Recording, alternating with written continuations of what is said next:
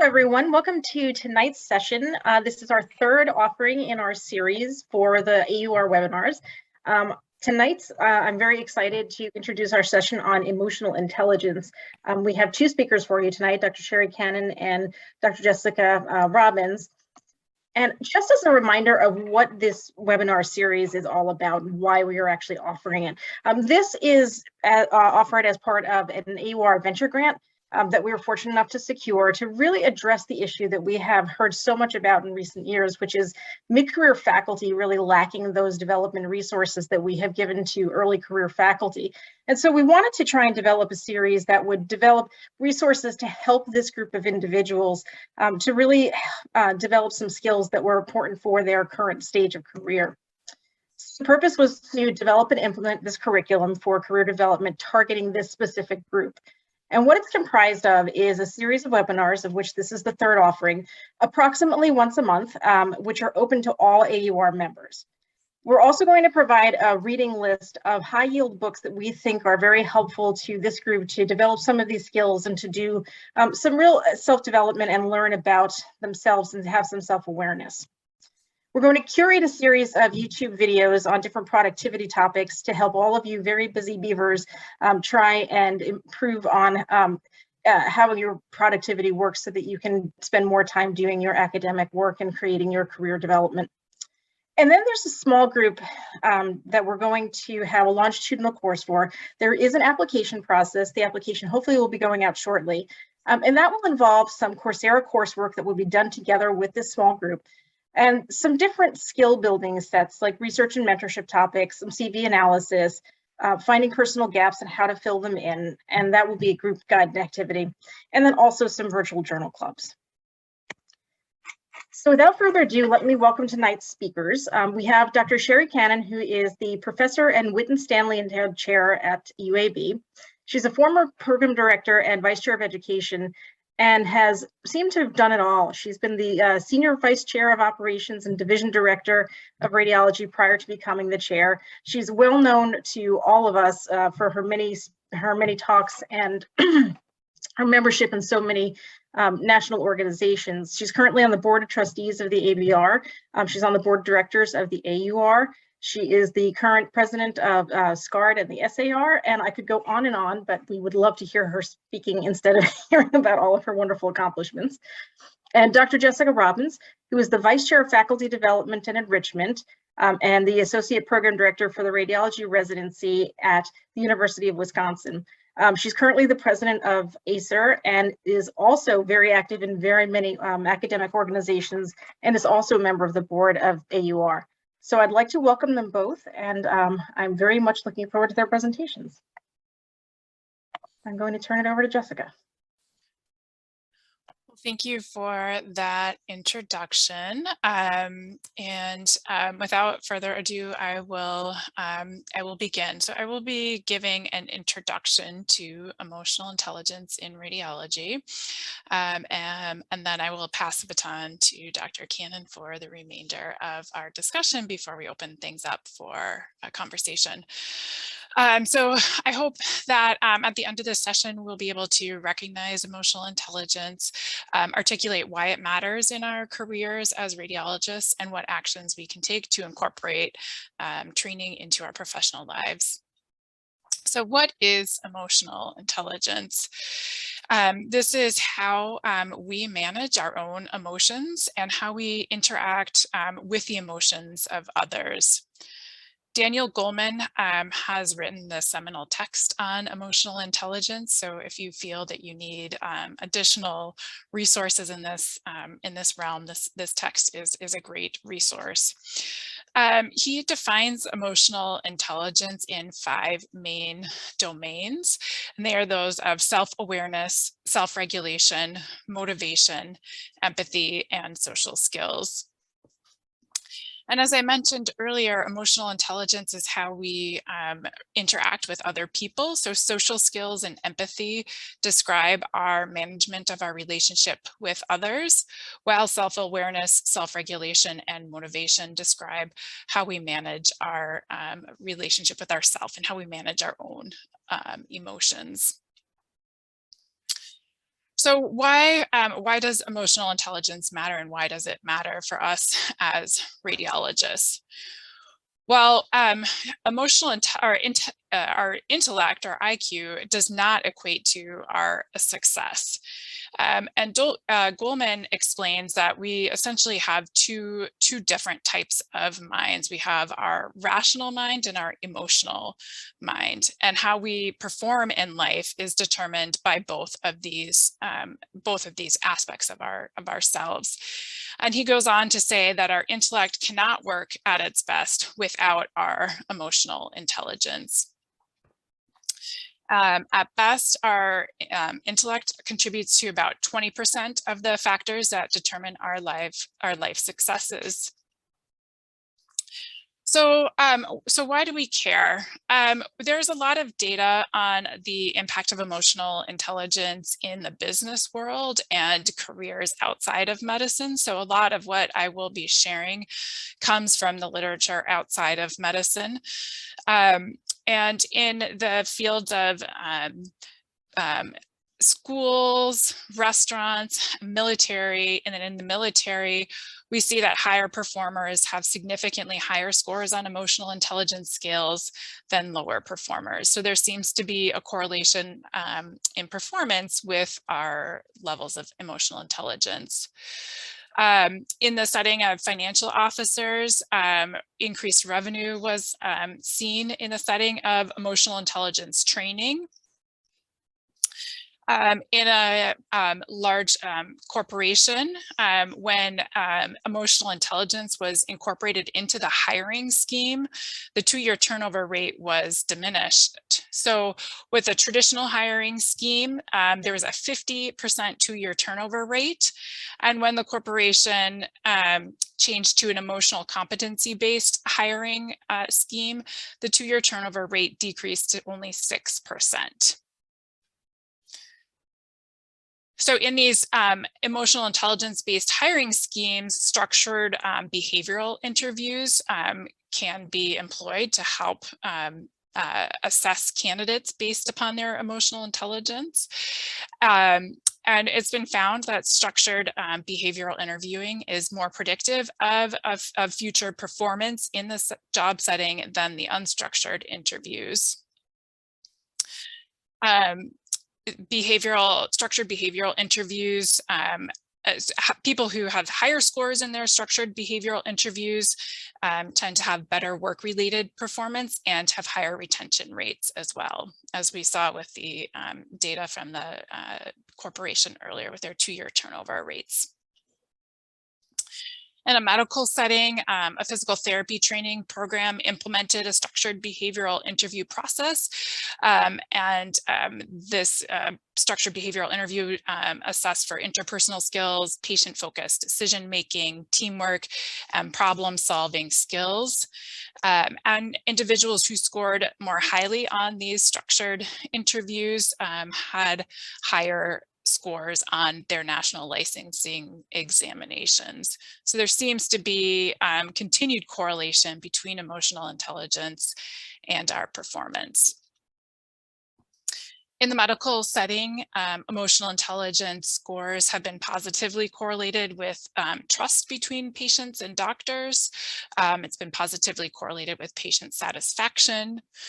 There's a positive correlation between emotional intelligence scores and interpersonal skills, and with individuals' resilience with respect to their organizations. Back to the business world, when we look at leaders who have a greater level of self-awareness, or leaders who tend to rate themselves similarly to how others rate them, these individuals who have this higher level of self-awareness tend to also score more highly from their subordinates with respect to their leadership skills. And conversely, along those lines, these leaders that have higher levels of self-awareness with respect to their impressions of themselves, these people have higher scores when it comes to emotional intelligence. And conversely, the leaders who have less self-awareness tend to have lower emotional intelligence scores. And when we look at the staff who work with these individuals who are assessing their self-performance, the staff tend to be more satisfied with their jobs and their managers when their managers have higher levels of self-awareness with respect to the staff's perceptions of them. And our most successful managers are less likely to overrate their leadership skills and performance. So the most successful managers tend to have a high level of self-awareness as well. These days, we really need to be aware of our emotional well-being. So the question could be asked, does emotional intelligence protect us? And there is some evidence to suggest that emotional intelligence training can, in fact, be protective from our emotional well-being standpoint. In financial officers, emotional intelligence training tended to lead towards decreased stress and an increased reported emotional state. There is a little bit of evidence in the medical literature. This study was performed in a number of surgical residents with their emotional well-being and emotional intelligence assessed. And there was a positive correlation between their emotional intelligence and well-being index and negative correlation with emotional intelligence and the negative measures of emotional well-being, including emotional exhaustion, depersonalization, and depression. Similar results were found when chairs of academic radiation oncology departments were surveyed. Those chairs that had higher emotional intelligence scores had significantly lower burnout scores when compared to chairs who had lower emotional intelligence scores. So we see all of these benefits of emotional intelligence. And the next question that we need to ask, is this something that we're born with, or is it something that we can learn? And all we have to do is look back in our lives to our K through 12 learning systems. And our children now are being taught social and emotional learning. And my kids come home from their grade schools telling me that they had their SEL classes. So this social and emotional learning in children, it refers to the acquisition of social and emotional skills within the context of a safe and supportive environment, such as the K through 12 school environment. And the skills that are taught in this framework are self-awareness, self-management, social awareness, relationship skills, and responsible decision-making. And these domains look very similar to the domains of emotional intelligence that we defined earlier. So in essence, our children are being taught the domains of emotional intelligence as early as kindergarten. When we look at what happens to these children who participate in these social and emotional learning programs, the children that are in these programs have improved personal and social competencies. They show decreased antisocial behaviors and aggressions, and there are fewer discipline problems and school suspensions. These children tend to like school more, have better attendance records, higher grade point averages, and score more highly on achievement tests.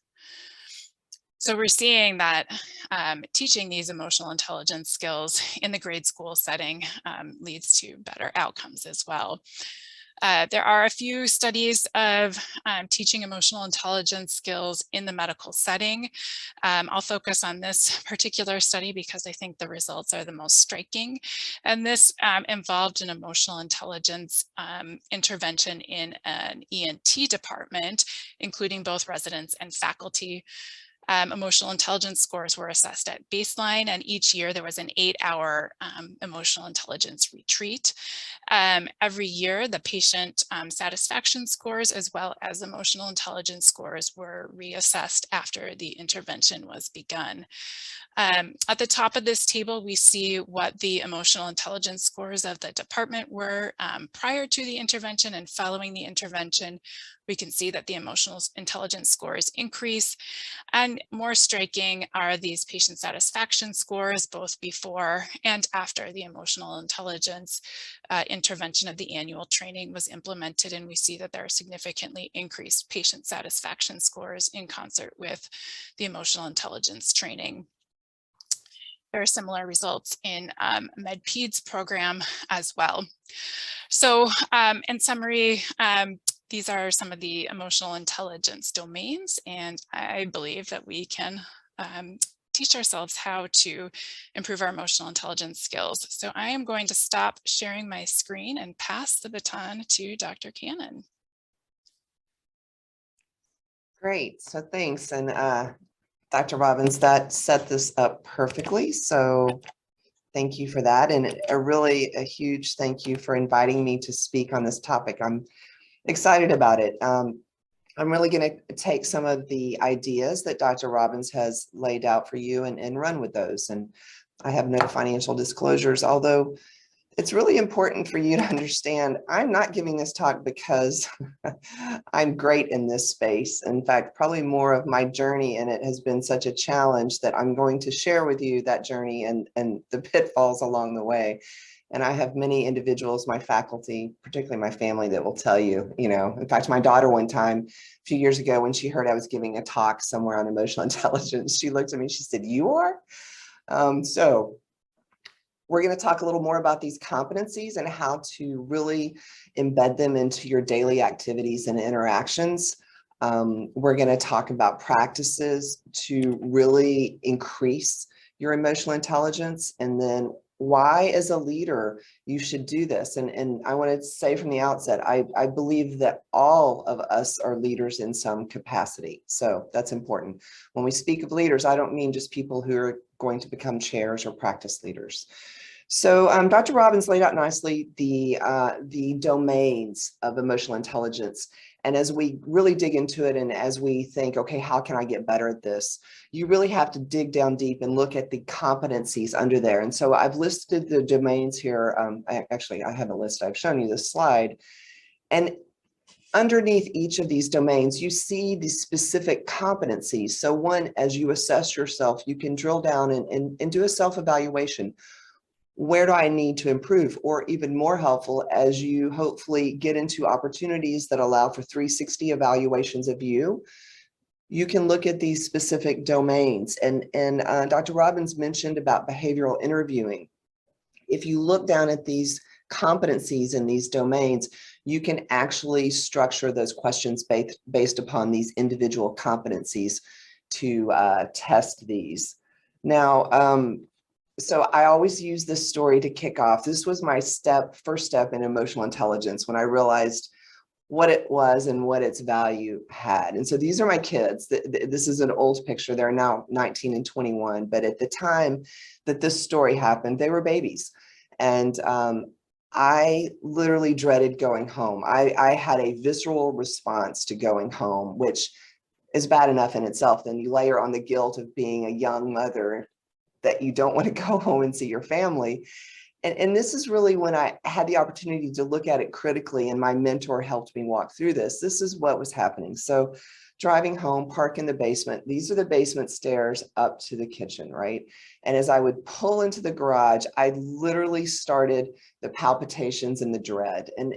And what you'd like to see is your kids welcoming you. Hello, mother, how was your day? And, greeting you with warm hearts. And it was complete bedlam. And on top of it, you had the nanny who typically had the door open before you even got out of the car, attacking you with a list of 1,000 reasons of why your kids are complete nightmares. And, she's right. But what the problem with all this was, it clearly negative, but it set the whole tone for the rest of the evening, right? Then becomes the emotional shrapnel. sets the negative tone. My husband Malcolm comes in and it just spirals downhill. And knowing that it's happening, it happens every night, yet somehow not controlling of it. So the self-awareness that was there, but not the management piece. So I shared this with my mentor, the CEO of our health system. And he's like, oh yeah, you need the sweatpants rule. And I'm like, okay, what's the sweatpants rule? And so in his household, they established this early on. When dad comes home, nobody engages with dad.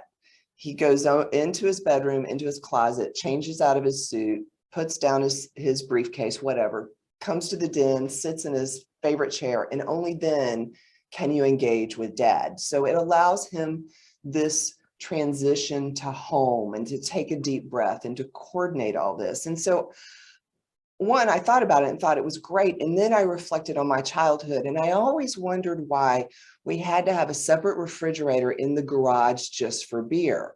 Then it dawned on me, that's my dad's transition. He would go to the refrigerator, get a beer, come into the house, and that was his transition.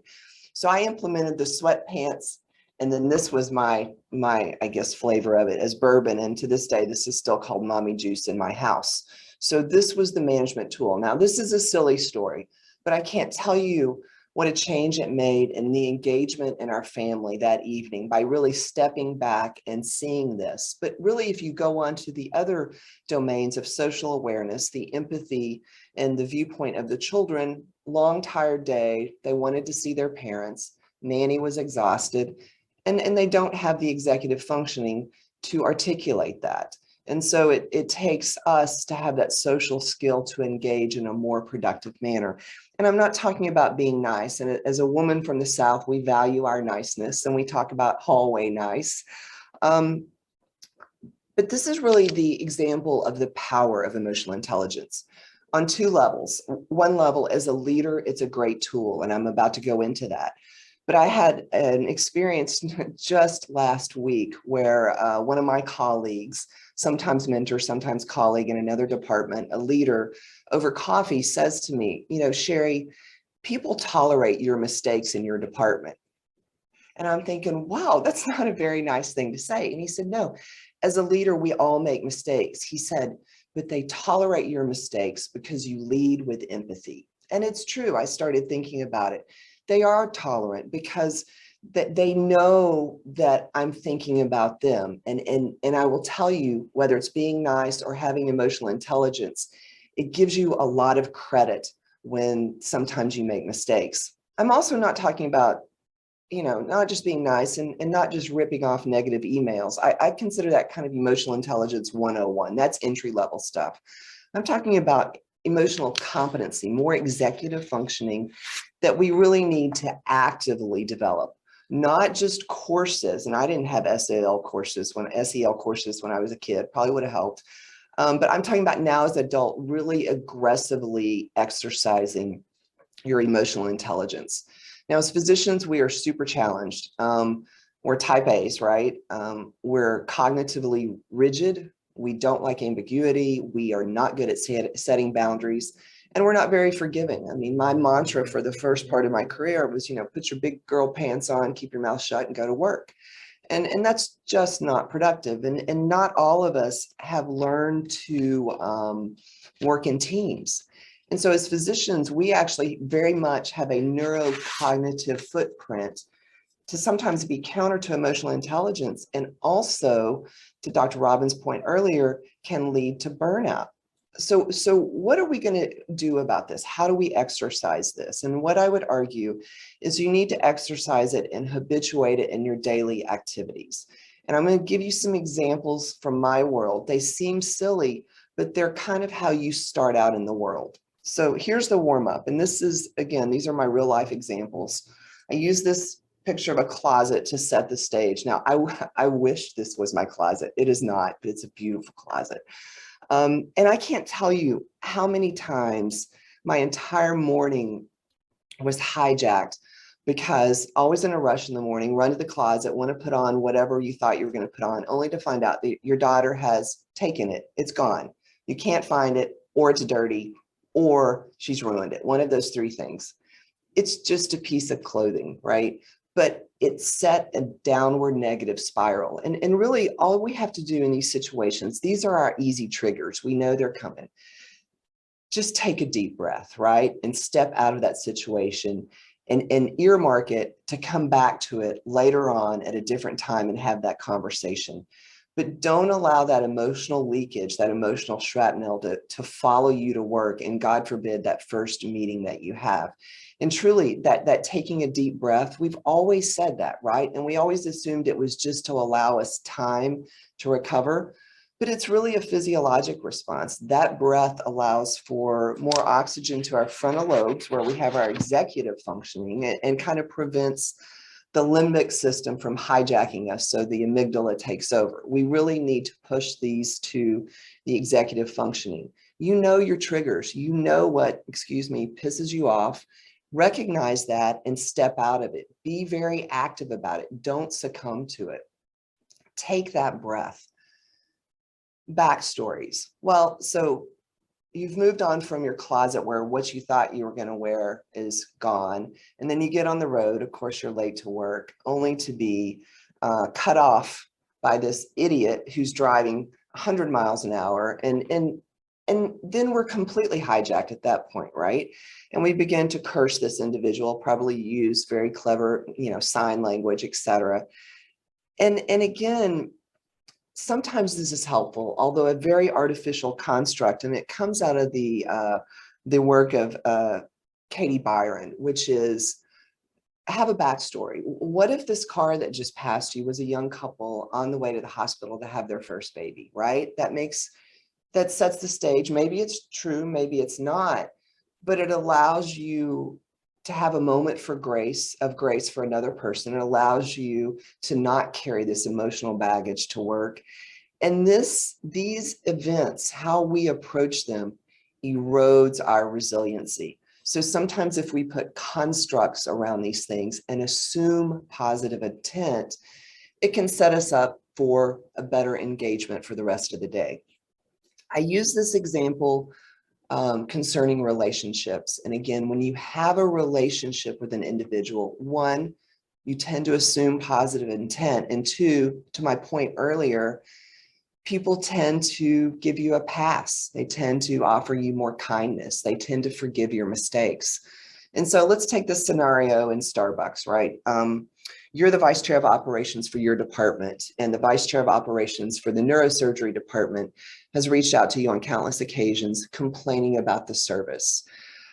Delay interpretation, some of the reads are wrong, and just really engaging in a very, frankly, non-productive way. And recent emails have escalated to the point that it's really just unprofessional behavior. So this individual demands to meet you. So you meet at Starbucks at 10 o'clock, you show up, you get your coffee, you sit down, start to drink your coffee. 5 minutes after 10 o'clock, this individual is not there.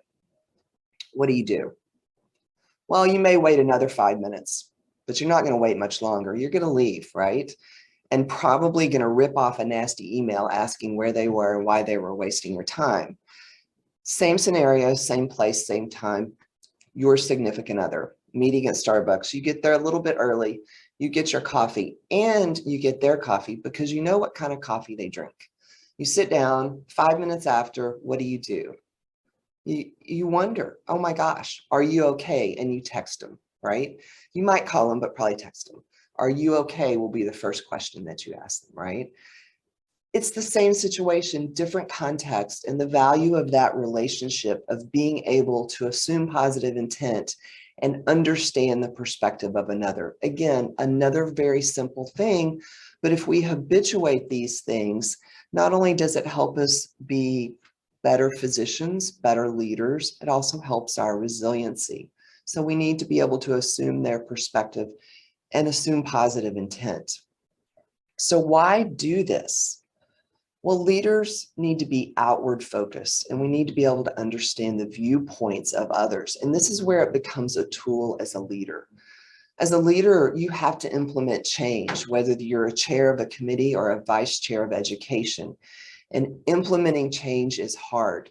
But if you know your audience, understand their perspective, you can not only predict their response, you can help orchestrate the buy-in. instead of what we like to do, which is we tend to focus on what we want to do. And we spend all of our energy while individuals are talking, thinking about your comeback, right? You see it when you engage with your family. When I talk to my kids and I'm talking to them, I see their wheels. They're just thinking what they're going to respond to me. They're not listening to me any more than the man on the moon. They're thinking about what they're going to say next. And as leaders, we need to be able to predict the responses of individuals. And I would say as a daily exercise, as each of you go into different types of meetings, whether committee meetings, boardrooms, whatever, have it as a constant exercise when programs, initiatives are discussed. Go around the room and be able to predict everyone's perspective in response to the situation. And the more you do that, the more you're able to read body language, know their inherent biases, you will be able to predict and better lead a group of individuals. And it forces you to get out of your head and into their head. Exercise and emotional competency is a physiologic response. And so we do have to exercise it. And the more that we do that, the more that it's normalized and habituated. So with that, I'm going to stop.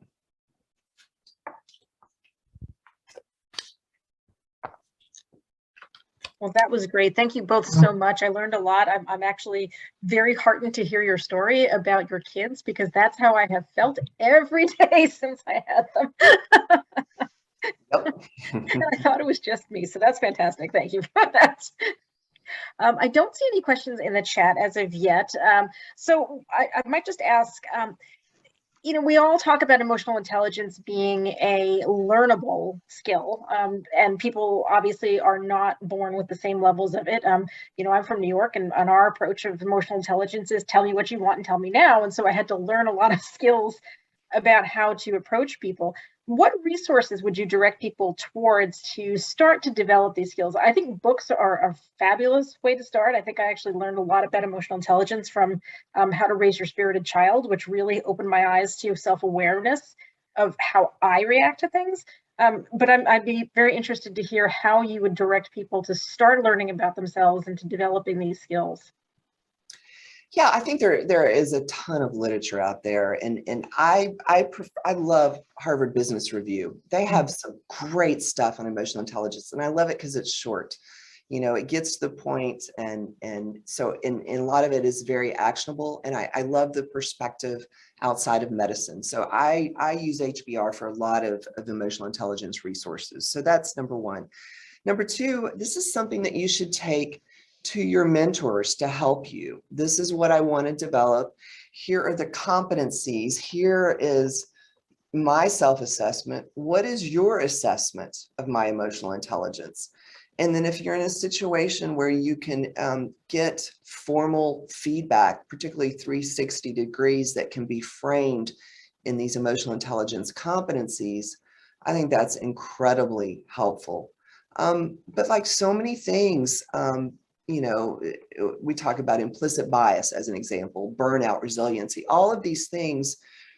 There are so many tools. It's just a matter of awareness and putting yourself in a situation that you are habitually growing in that space. There's not one right or wrong way to do it. You just need to do a little bit of actionable thing, frankly, every day, and start out simple. What is the one thing that just drives you nuts, that really pisses you off?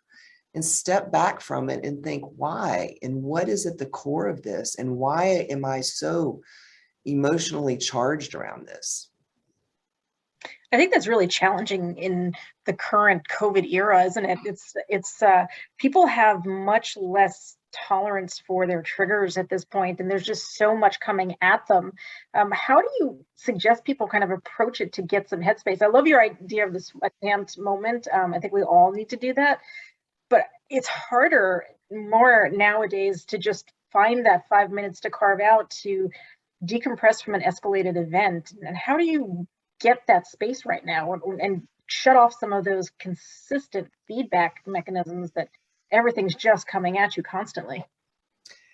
Yeah, to me, in fact, that's my internal barometer when I'm pushing up on the, and I don't want to use the term burnout loosely, but when I know that I'm getting kind of to my wit's end, my measure of that is my tolerance. So things that normally wouldn't bother me, bother me. You know, I just incredibly intolerant. That is my internal barometer for that. And I see that in my leaders. When I have normally high functioning leaders and they come in and their hair's on fire for what are typical problems that normally wouldn't ruffle their feathers, to me, okay, that's a warning signal. And I think how we deal with that is very individualized.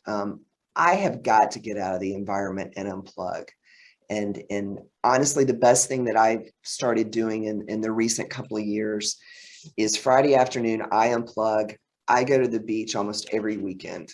And that's just my thing, because it allows me, it's just a different place. It's a different time, and it allows me to completely transition out of this world and can leave it behind. I think you just have to find out what works for you, and you have to reach out and ask for help, and whether that's help from a partner, a spouse, a mentor, a colleague, but let them help you. Again, as physicians, that's probably not something we are very good at, but let them help you. Tell them, find an outlet for communication, someone you can vent with that you trust, that you can be comfortable and be vulnerable with. I think all of those things, but I don't think there's one right answer, but I think as an individual, you have to stop and really explore and see what works and doesn't work for you. But I tell you, the last couple of years have been just a tragedy on so many levels, and resilience is, you know, it's at the all-time low. So I appreciated the graphic that you included, Dr. Canon, with the physiologic response. And I think, Dr. Catanzano, that's one of the things that I do when I'm feeling that heat rising and I need, like, I can't go to the beach, but like I need to literally like turn around and respond to the person behind my shoulder. And so there's a lot of very deep breathing that I've been doing. In fact, on some of my more stressful days, I tell the people in the room with me, just so you know, the deep breathing that you hear behind this mask, I'm healthy. I'm not necessarily irritated with you. This is my coping mechanism today. And I'm resetting my physiology every time I need it. So may you take my deep breathing as a sign of how I'm doing. I love that. But I found that to be helpful. And I also have found pressing my middle finger to my thumb doesn't necessarily reset my physiology, but it helps me sort of reground myself, and I can focus some of my physical energy into a physical sensation, and that can sometimes like give me my sweatpants when I need them I in like a reading that.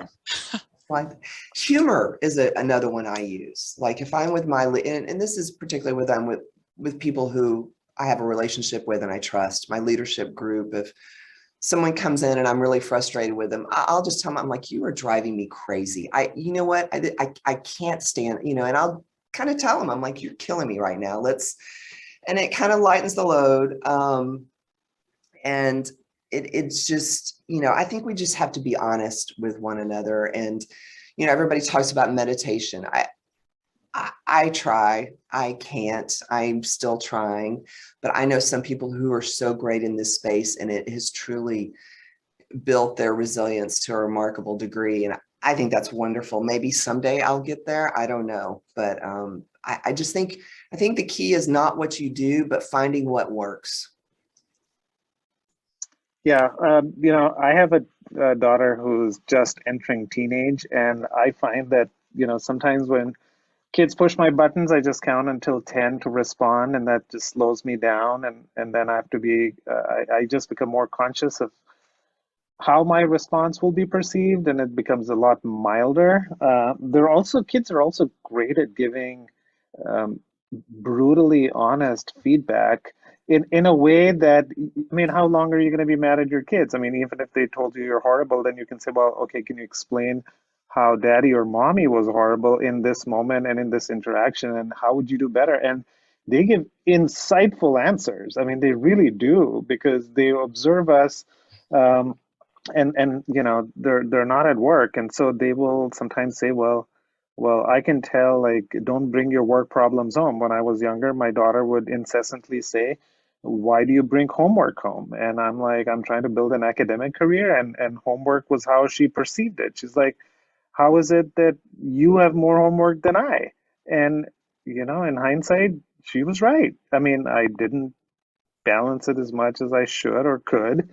But I'm very interested in hearing stories, because I think stories stick. Is how maybe uh, either of you all found individuals with higher EQ find better career success, and any tips you can share with working with colleagues, and maybe some of them are even supervisory roles, and then they have low EQ, so they don't necessarily, they really do piss you off, you know, in maybe they're saying the right thing, but their mannerism really presses your buttons. Like, how do you deal with that individual? Because avoidance is not really an option.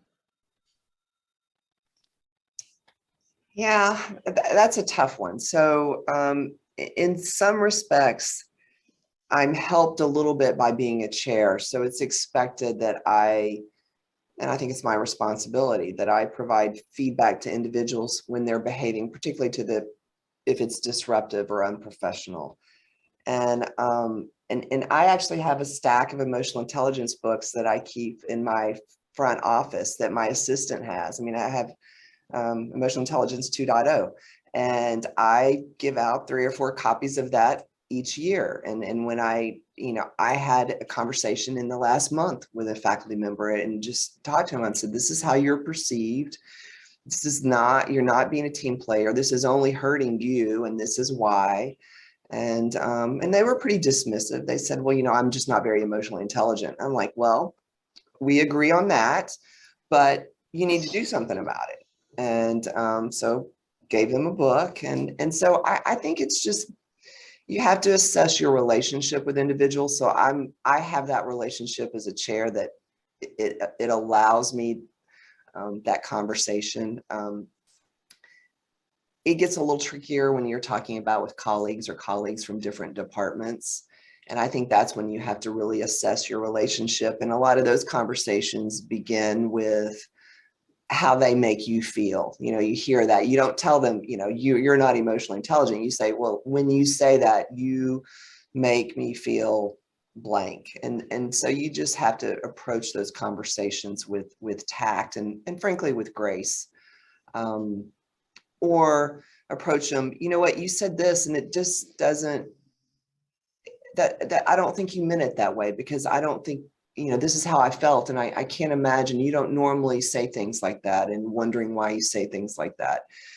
Now, those are for all the people who you can remediate.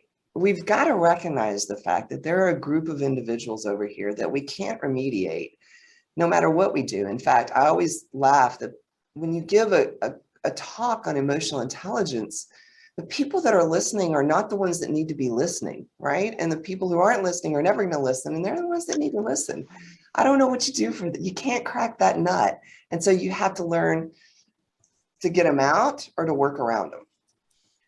So one of the things that I've found, not being a chair, but I have found to be helpful for team dynamics, is to do sort of like a moderated group personality type assessment, where individuals assess their personality type, and then they're sharing. And so I think that this sort of group self-awareness activity of identifying personality types, what sort of colors you might be. For instance, that was what we most recently did with our leadership team, was the colors assessment. And that was very helpful, not only to recognize, what triggers each individual might have, but what triggers other people have and what drives other people. And I think that that activity as a group can be very helpful to help facilitate interpersonal interactions and to really build empathy in that group setting where we start to recognize why we all respond in the ways that we respond and how we might be able to augment each other and facilitate each other's strengths and help compensate for each other's weaknesses. So that, I think, is something to consider in a group setting where the dynamics may be suboptimal. That's a great idea. I think you've both touched on the idea of, emotional intelligence and interacting with people being really grounded in your relationships with them. And I think it's important to realize that, particularly in this era, you have to really make an effort to maintain those relationships so that they stay solid. And I think that we are really struggling with that, both as a function of the lack of time, because we're also busy dealing with the COVID responses, and also the lack of direct communication. So one of the things that I did during the height of the original surge was I was running the GME response. And so I delegated a lot of my communication to my chief residence and my program coordinator for my residency program. And retrospectively, I realized that that was a terrible choice because it really eroded around the foundations of the trust that they had built in me to give it to them straight and to have hard conversations with them. And that was very tone deaf of me. And I think, we all learned a lot from this pandemic, but I think reinforcing that those relationships are so crucial that they're like flowers. You just have to keep watering them and make sure that you pay attention to them. That's a good point. It's something, there's something generational about this too. So one of our younger residents mentioned to me, he said he comes from a family of people who, for 2 generations, they've been in IT and some startups and whatnot. And he said that his dad always explains to him that you physicians are messed up because normal people have jobs and you guys have careers. And I have been thinking deeply about it. And I've said a lot of our stress comes from us thinking of our, not home life, but work life as a job life pertaining to careers. And most normal people think of it as jobs. And I think there's a huge difference. I don't know. I haven't really unraveled this, but it's stuck with me, that thought. I think there are clearly generational components to this. And I would argue, I see generational differences as the biggest friction point right now in the workplace. And I see more microaggressions around generational differences than even gender and ethnicity. I think generational differences, and with a 19 and 21-year-old, it's striking. And I feel strongly that we and the older generations are the ones that are going to have to change. I think my colleagues who dig their heels in and say, this is the way I did it. Well, that's great, but that's not going to get us anywhere. And I feel that we are the ones that have to evolve. Now, I don't think that means that we have to completely change ourselves, but again, it's that understanding the other perspective. We need to realize that the way we trained, the way we grew up, even our values are quite a bit different, and it's really tough right now. So it's a little bit like cultural humility, right? Where we really ought to learn about different perspectives of different cultures from the people who are the experts in their culture. And so I think empathy in interpersonal interactions is a little bit like that as well, where we can take a deep breath, hold our fingers together, and learn a little bit from the people next to us and how they're responding to a situation. And maybe we take something from that response that we enjoy, and so maybe we take a lesson for an opportunity for improvement. But we can always learn from all of us, from all those people around us. I remember, and it was so clear because it was such an aha moment for me. And I remember the meeting. It was the AUR meeting in New Orleans, and that's how long ago this was. And I was listening to podcasts because I drove from Birmingham. So I was driving home, and the podcast was about generational differences. And this was such an aha moment for me. And the consultant on the podcast, his area of expertise was generational differences in the workplace. And so this IT corporation had brought him in because they were incredibly frustrated because their leaders were of the boomer generation, and then their entire workforce were, you know, the younger, at that point, millennials and Gen Xers. And it was a huge corporate problem. So they brought in this external consultant, and in the example the consultant shared that they asked him to address, one of the managers in the group was ticked off because they had this huge project and they had taken a trip with the team to do this dog and pony show about this project and made the pitch, super successful.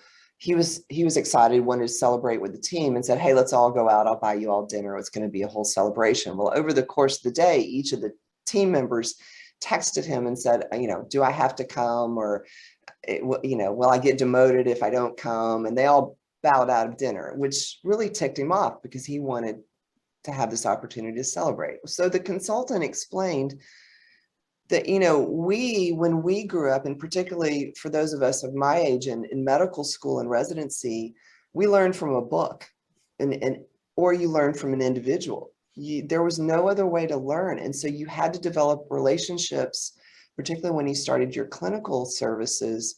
You developed relationships so you could get that information more efficiently than going to the library, right? Well, now younger generations don't have that. They're immediately, information is at their fingertips, Google, etc. So this appreciation or even necessity of developing all these relationships just for flow of information did not exist. And so the idea that he wanted to take them to dinner to celebrate, that just is not in their repertoire. And it's not an insult. It's not they don't like him. It's just a different perspective. And so at that moment, it's like, oh my gosh, now I get it. And then the podcast ended with, okay, you older people, you're the ones that are going to have to change. And I was like, oh. So I think we really have to, again, develop our emotional intelligence and consider the perspective across all the generations, because it's quite different. Yeah, so this morning as I was driving into work, I was thinking about, you know, our session today, and, you know, the audiobook started talking about this thing called the generosity gene. And the idea is that if we become generous with offering people what we have and start with gratitude. So the author was saying that the exercise he undertook was that every random stranger that he met, he would come up with an idea to compliment them. And he said after practice, the ideas got better over time.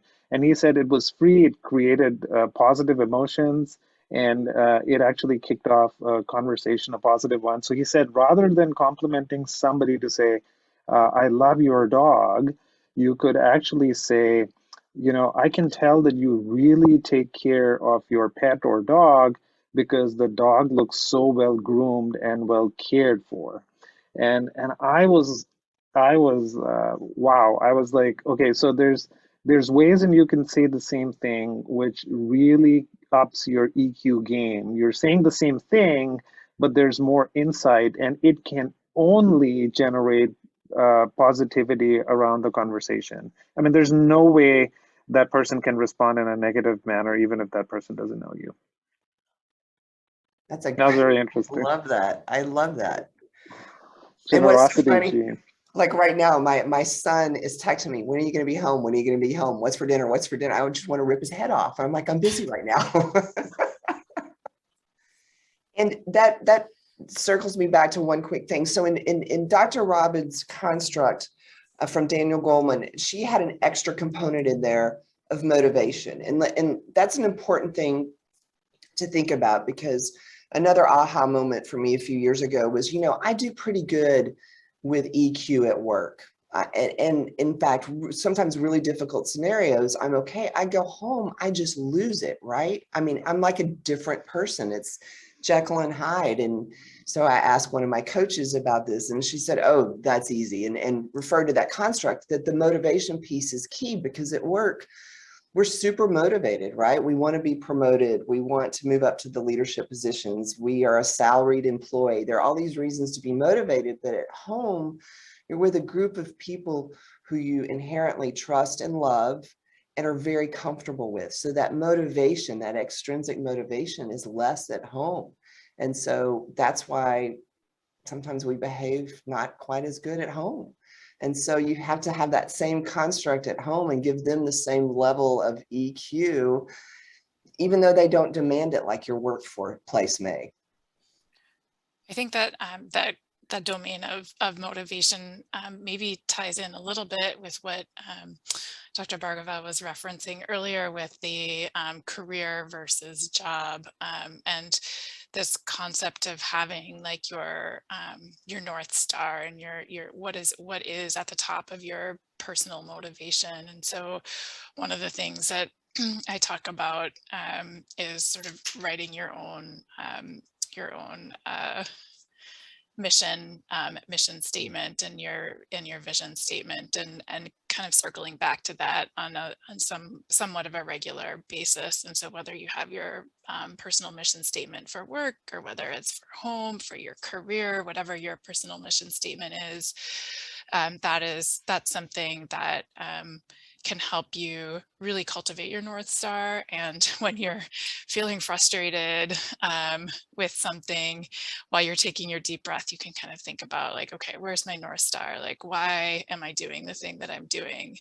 And, having that intrinsic personal motivation can help recenter and reset your behaviors, I think. And I think it's also important to recognize that what motivates us, as Puneet was mentioning, I don't think it necessarily motivates the next generation. And so I think we have to really be self-aware to say, while we think it's important to do all of these academic endeavors, and we try to sponsor the next generation into doing them, that we really can't get offended or upset with them. And we have to check ourselves at the door to when they turn us down for things, or don't want to be sponsored, or don't want to do the things that we're like, why don't you want to do this? This is such a great opportunity. I think that takes a lot of self-awareness to recognize that they are different and what they want is different. And I think we're going to have to really struggle with that in the workplace as we're trying to sponsor younger people into things that we think are fantastic opportunities. Yeah, and the focus of this session is mid-career faculty, right? So as you think about mid-career faculty, one of my colleagues described that, that when he started out, he was a circle, and everybody saw him as a circle, and he was a very good circle. And mid-career, he became a square, and then everybody still saw him as a circle, and that was a problem. And from his perspective, when he became a square, he was like, this is my natural evolution. I don't care about the same things anymore that I started. And it was time for him to find the people that saw him as the square that he is now, and not as a circle he was then. And I've been thinking deep about this, and I think this is normal evolution, where we start off thinking of things that are really important to us. 10, 15 years out, those things don't bring any meaning, or definitely not any happiness, because they're not exciting. They're within our comfort zone, and you want to pursue some stretch goals. And that creates this rift in the mid-career faculty, where they're like, I'm not that person anymore. I don't want those things, and I want something else from my life. And I think there's a lot of soul searching that needs to happen, and that's where EQ comes in, where it'd be great if all of us could find answers internally, but we need help. We need help from other people, and that has to be explained in a kind and polite way, and be helped along, because we're no longer the young person we were 15 years ago. Like the Disney kids, right? The ones who all grew up being like the Miley Cyrus. She didn't want to be that person anymore, and I guess you have to respect that. I'm a Disney freak for anyone who doesn't know that already. So we only have 1 minute left to wrap up. So I'm going to ask our panelists for any closing thoughts. Thank you again for such a fantastic session. I think that this was a really great dialogue that hopefully will be very impactful for our attendees. So Dr. Canon, do you want to kick us off with some final thoughts? No, I think we need to be intentional. If we want to evolve in this space, we have to do it with intentionality and start little, little daily habits, and those grow. Agree. A gratitude journal, holding your fingers, and swinging back to your personal mission statement. Thank you all. This was really a fantastic evening. I want to end by saying find joy. Yeah. All right. Absolutely. Well, everyone be well. Thank you, everyone. Have a great night. Thank you. Thank you. Bye-bye. Bye.